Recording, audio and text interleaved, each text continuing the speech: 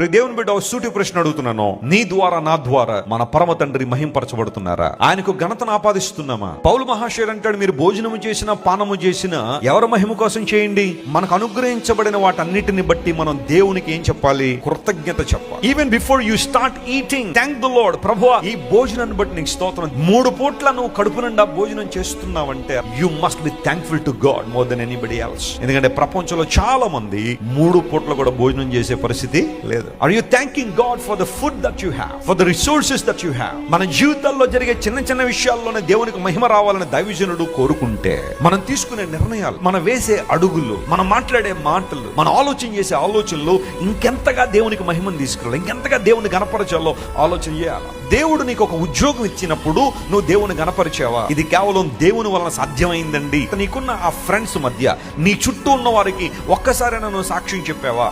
Are you using every opportunity to glorify the name of God? దేవుని గణపరచడానికి నువ్వు ఉపయోగిస్తున్నావా? దేవుడు అదే ఆశిస్తున్నాడు.